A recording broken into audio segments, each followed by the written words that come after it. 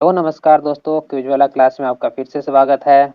आज का हमारा टॉपिक है वैदिक संस्कृति। तो दोस्तों, आपने पिछली वीडियो नहीं देखी होगी सिंधु सभ्यता के बारे में, तो वो जरूर से देख लेना।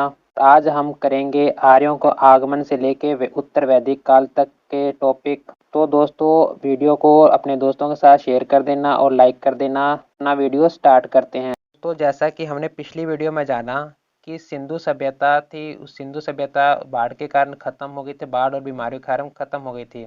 उसके बाद जो नई सभ्यता उत्पन्न हुई, उस सभ्यता का नाम था वैदिक सभ्यता। दोस्तों, वैदिक सभ्यता का कालावधि कब तक था? तो इसकी कालावधि से था 1500 से लेके 600 ईसा पूर्व तक इसका समय था। दोस्तों, वैदिक सभ्यता को दो भागों में बांट सकते हैं।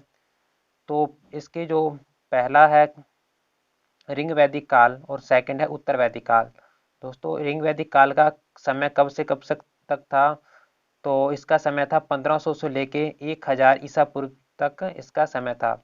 रिंग वैदिक रिंग वैदिक काल की जानकारी हमें मिलती है वो रिंग वैद से, इनकी जानकारी के बारे में हमें पता चलता है। वहीं उत्तर वैदिक काल का समय था वो 1000 से लेके 600 ईसा पूर्व तक इसका समय था। और इसकी जानकारी हमें यजुर्वेद, सामवेद, अथर्ववेद से इनकी जानकारी मिलती है। आर्यों का मूल निवास। आर्यों का मूल निवास के बारे में विभिन्न विद्वानों का अलग अलग मत है दोस्तों। तो इसका जो मैन है वो है मैक्स मूलर। मैक्स मूलर के अनुसार आर्य जो थे वो मध्य एशिया से भारत आए थे। उनका मूल निवास मध्य एशिया ही हुआ करता था। वहीं दयानंद सरस्वती ने इसका बारे में हमें तिब्बत के बारे में उन्होंने बताया कि आर्य जो थे वो तिब्बत के मूल निवासी हुआ करते थे। बाल गंगाधर तिलक ने बताया कि आर्य थे उत्तरी ध्रुव से आए थे, उनका मूल निवास उत्तर ध्रुव ही हुआ करता था। ब्रेंडेनस्टीन के अनुसार दक्षिणी रूस आर्यों का मूल निवास स्थान हुआ करता था। आर्य शब्द एक संस्कृत शब्द है दोस्तों, जिसका अर्थ क्या होता है? श्रेष्ठ अथवा कुलीन इनका शब्द अर्थ होता है। और आर्य शब्द किसके बारे में बताता है? तो ये निर्जाति समूह के बारे में बताता है आर्य शब्द। वैदिक काल। दोस्तों, वैदिक काल सभ्यता थी वो न तो वो ये मुख्यतः ग्रामीण अर्थव्यवस्था के आधार पर ही उनका विकास हुआ था। वैदिक काल के लोग मध्य एशिया से आए थे। उन्होंने खैबर दर्रे जो हिंदू कुश पहाड़ में पड़ता है से भारत में प्रवेश किया था। इसकी जानकारी हमें कहाँ से मिलती है दोस्तों? ईरान की धार्मिक पुस्तक है जैद अवेस्ता। दोस्तों, जहाँ पे है जैद अवेस्ता, जैद अवेस्ता कर लेना, जैद अवेस्ता है, अवेस्ता से हमें इनके बारे में हमें पता चलता है। आर्य जो थे भारत आने के बाद सबसे पहले कहाँ पे बसे थे? तो उसका स्थान का नाम था सप्त सिंध प्रदेश, यानी कि पंजाब। यहाँ पे आके आर्य सबसे पहले बसे थे। आर्य की मूल भाषा क्या थी? आर्य की जो भाषा थी वो संस्कृत हुआ करती थी। रिंग वैदिक काल। दोस्तों, जैसे कि मैंने पहले बताया कि जो वैदिक काल है उसको दो भागों में बांट सकते हैं, रिंग वैदिक काल और उत्तर वैदिक काल। दोस्तों, हमारा पहला आता है रिंग वैदिक काल। रिंग वैदिक काल के अंतर्गत दोस्तों हम ये देखेंगे कि इसकी राजनीतिक व्यवस्था क्या थी आर्यों की, उसकी धार्मिक व्यवस्था कैसे थी, और राजनीतिक व्यवस्था और आर्थिक व्यवस्था किस किस प्रकार की थी। तो दोस्तों, टॉपिक बाय टॉपिक अपने क्लियर करेंगे। दोस्तों, आर्य की जो प्रशासनिक इकाई थी वो 5 वर्गों में बांटा गया था। इसका पहला था कुलुप, जिसका प्रधान कौन हुआ करता था? कुलुप इसका प्रधान हुआ करता था। सेकंड आता है ग्राम, जिसका प्रधान था वो ग्रामिणी कहलाता था। थर्ड था विश, जिसका प्रधान कौन था? तो विशपति उसका प्रधान हुआ करता था। चौथा था जन या कबीला भी बोलते थे इसको, तो इसका प्रधान हुआ करता था वो राजा, राजन या गोप। ये 3 अलग अलग नाम है को कहा जाता था। और पांचवा था राष्ट्र हुआ करता। सूत, रथकार तथा कम्मादि नामक अधिकारी थे, वो क्या कहलाते थे? तो वो रत्नी कहलाया करते थे। पूर्व जो दुर्गपति एवं सपंच जो जनता, क्या क्या वो संस्था के नाम थे? सपंच और पूर्व। ये दो गुप्तचर हुआ करते थे जो जनता के जो पुरुष थे वो दोस्तों वो दुर्ग के अंदर यानी कि राजा के आसपास क्या कुछ चल रहा है उसके बारे में गुप्त संदेश रखा करते थे। वही स्पष्ट थे वो जनता के बीच में जाकर उनकी गतिविधियों पर देख रेख करते थे। सभा, समिति और विदस्त राजा को सलाह देने वाले 3 संस्थाएं हुआ करते थे उस टाइम। दोस्तों, सभा जो श्रेष्ठ और सम्राट यानी कि मुख्य आदमी जो थे वो इस संस्था में क्या लेते थे, भाग लेते थे, जिसमें महिलाएं भी भाग लिया करती थी। सभा का मुख्य कार्य हुआ करता था वो न्याय करना, सभा का क्या हुआ करता, मुख्य कार्य था। वहीं दोस्तों समिति, समिति क्या थी, राजाओं को समिति को जैसे कि अपने याद करेंगे सभा करते, तो उसमें अगर दोस्तों पहले देखें सभा को याद कैसे करेंगे, तो सभा होती है तो वहाँ मुख्य मुख्य आदमी ही जाते हैं, तो वैसे ही दोस्तों इसमें भी सभा थे, वहाँ श्रेष्ठ लोग ही जाते थे। और समिति, समिति कोई होती जैसे कि अपने जैसे पंचायत समिति के लोग हैं, विभिन्न समितियां होती है दोस्तों। उस समिति में गांव के जो भी सदस्य थे वो उसमें भाग लिया करते हैं, जैसे कि अभी देखे तो उसी प्रकार उस टाइम में भी यानी कि ऋग वैदिक काल में भी क्या हुआ करते, समितियां हुआ करती थी। उस समिति से क्या होता था कि वो राजा का चुनाव करते थे। मुख्य उनका कार्य क्या था, राजा को सलाह देना और राजा का चुनाव करना हुआ करता। वहीं दोस्तों विदस्त, विदस्त होते थे वो धार्मिक कार्य हुआ करते थे। जो जो उसका कार्य क्या था, धार्मिक तथा सैनिक महत्व के जो कार्य हुआ करते थे वो विदस्त का कार्य हुआ करता था। वहीं अब दोस्तों नेक्स्ट टॉप देखें कि ऋग्वेद में, दोस्तों यहाँ पे ऋग्वेद है, तो ऋग्वेद में क्या एक वर्ण हमें युद्ध के बारे में पता चलता है। जो कौन सा युद्ध है, तो 10 राज्य युद्ध, जिसका अर्थ होता है कि 10 राजाओं का युद्ध का वर्णन मिलता है। जो भारत जन के स्वामी हुआ करते थे, भारत जन नहीं, यहाँ पे भरत जन है दोस्तों, भरत जन के स्वामी हुआ करते हैं, उसका नाम था सुदास। सुदास ने कौन सी नदी के तट पे ये युद्ध लड़ा था, तो उस नदी का तट है रावी नदी का तट। जिसे अब नेक्स्ट देखते हैं सामाजिक जीवन। तो दोस्तों सामाजिक जीवन आर्यों का कैसा था, तो उस समय परिवार हुआ करता था वो पितृ सत्तात्मक हुआ करता था। आजीवन अविवाहित रहने वाले कन्याएं आमजू कहलाते थे। क्या कहलाते थे दोस्तों, आमजू कहलाते थे। गाय को अधन्या कहते थे, जिसको न मारे जाने वाले पशु के शरीर में रखा गया था। वहीं ऋग्वेद के 10वें मंडल में पुरुष सूक्त में 4 वर्णों का उल्लेख मिलता है। कितने वर्णों का उल्लेख मिलता है, 4 वर्णों का उल्लेख मिलता है, जिसमें कौन कौन से थे, एक तो ब्राह्मण थे, क्षत्रिय आ गए, थर्ड पे आता है वैश्य, और चौथे नंबर पर शूद्र आते हैं।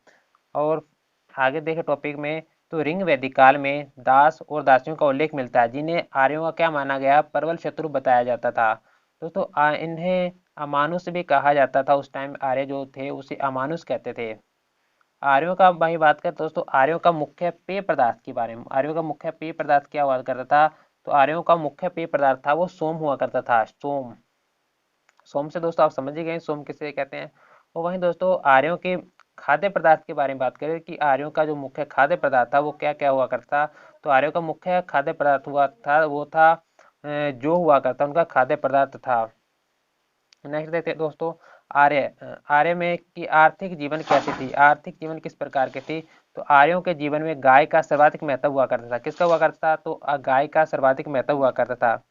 आर्यों का अर्थव्यवस्था किस पर का मुख्य आधार थी, आर्यों की अर्थव्यवस्था का मुख्य आधार क्या था दोस्तों, कृषि और पशुपालन आर्यों का क्या हुआ करता था, मुख्य आर्थिक स्रोत हुआ करता था, वो कृषि और पशुपालन से आया करता था।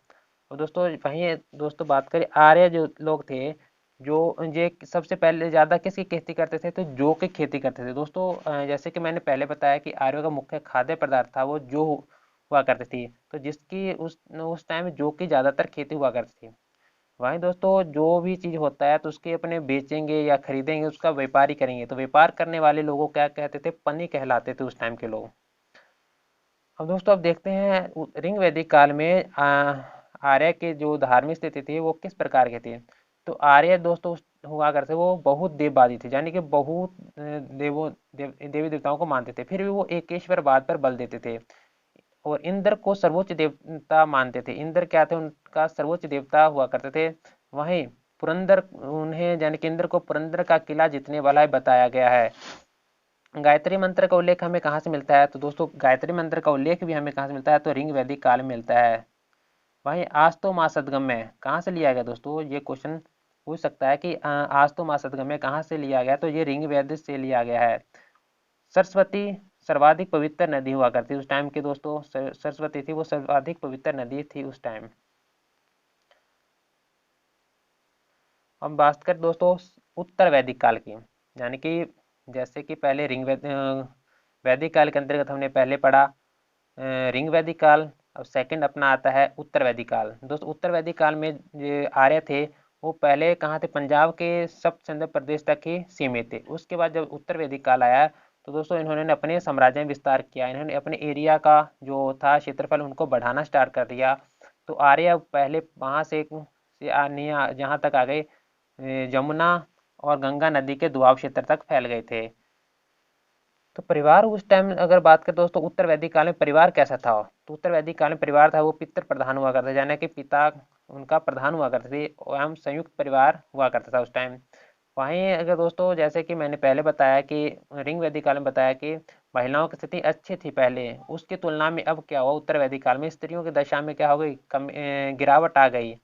जाति प्रथा क्रम के आधार पर न होकर, यानी कि पहले जो जाति प्रथा थी काम के आधार पर हुआ करती थी, जो काम करते उसके आधार पर था। अब उसके बाद हुआ दोस्तों कि पीढ़ी दर पीढ़ी, जैसे कि जो उसके पिताजी जो काम करते थे उसी के अनुसार उनका बेटा काम करेंगे, उसी उनके अनुसार जन्म के आधार पर हो गई। कौशाम्बी नगर में प्रथम बार कौशाम्बी नगर में प्रथम बार पक्के ईंटों का प्रयोग हुआ था। गोत्र संस्था का जन्म उत्तर वैदिक काल में होता है। कहाँ पे हुआ था? गोत्र नामक संस्था का जन्म उत्तर वैदिक काल में ही हुआ था। दोस्तों नेक्स्ट देखे हैं अपने आर्थिक।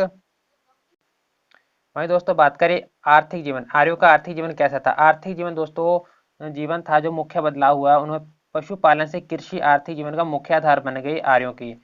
ऋण देने और ब्याज लेने की प्रथा कहाँ से शुरू हुई दोस्तों? तो उत्तर वैदिक काल में इनका शुरुआत था।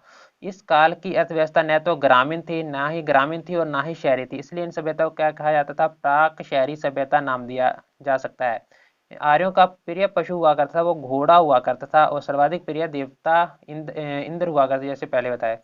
उत्तर वैदिक काल में दोस्तों लोहा आर्यों द्वारा खोजी गई महत्वपूर्ण धातु थी, जिसे श्याम अस कहा जाता था। क्या कहा था? श्याम अस कहा जाता था। वहीं तांबे को लोहिता अयस भी कहा जाता था। सरस्वती सबसे महत्वपूर्ण नदी थी उस टाइम में तथा पवित्र नदी थी। किस टाइम में? तो उत्तर वैदिक काल में। वहीं सिंधु नदी का उल्लेख है, जो सर्वे सबसे अधिक उल्लेख किसका हुआ? सिंधु नदी का। वहीं दोस्तों बात करें अगर गंगा नदी का उल्लेख क्या, तो गंगा नदी का उल्लेख सिर्फ एक बार हुआ है और यमुना नदी का उल्लेख 3 बार हुआ है ऋग्वेद में। नहीं दोस्तों सॉरी, ये उत्तर वैदिक काल में। अब नेक्स्ट बात करते हैं उत्तर वैदिक काल में अंतर्गत पशुपालन की अपेक्षा कृषि आर्थिक जीवन का मुख्य आधार बनी थी उत्तर वैदिक काल में। मिट्टी के विशेष बर्तन बनाए जाते थे जिसे चित्रित धूसर मृदु भांड भी कहा जाता था। उसी प्रकार अब दोस्तों बात करें सामाजिक जीवन को, यानी कि उत्तर वैदिक काल में जो आर्यों का जो सामाजिक जीवन था वो किस प्रकार का था? तो ज्वालोपनिषद में इंसान के जीवन को 4 आश्रम में बांटा गया है दोस्तों। तो उसमें पहला आश्रम आता है ब्रह्मचार्य आश्रम। इसका समय कब से कब तक था? यानी कि इंसान थे वो इंसान के जो 100 वर्ष की आयु थी उनको 4 भागों में बांट दिया गया था। इसमें 1 से लेके 25 वर्ष की जो आयु थी उसको ब्रह्मचार्य आश्रम कहा जाता था। और सेकंड आता है गृहस्थ आश्रम, जिसमें दोस्तों इसका आयु था 25 वर्ष से लेके 50 वर्ष तक इसकी आयु निर्धारित की गई थी। और थर्ड क्या है? तो वानप्रस्थ आश्रम, यानी कि 50 से लेके 75 वर्ष के आयु के लोग थे वो वानप्रस्थ आश्रम कहला जाते थे। और फोर्थ आता है 75 वर्ष से लेके 100 वर्ष की आयु, जिसको संन्यास आश्रम कहा जाता था। दोस्तों वानप्रस्थ आश्रम का मतलब है कि वनों में चले जाते थे, जो वृद्ध लोग थे वनों में चले जाते थे। और लास्ट था जो 4th नंबर का संन्यास, तो लोग संन्यास लेने के लिए पहाड़ों पे चले जाते थे। इस टाइप से याद कर लेंगे। तो दोस्तों आशा करता हूँ आपको वीडियो अच्छी लगी होगी। वीडियो अच्छी लगी है तो वीडियो को लाइक कर दो, चैनल को सब्सक्राइब कर दो, बेल आइकन को दबा दो। और अब मिलते हैं नेक्स्ट वीडियो में नेक्स्ट टॉपिक हो अपना वैदिक युग। तब तक के लिए बाय।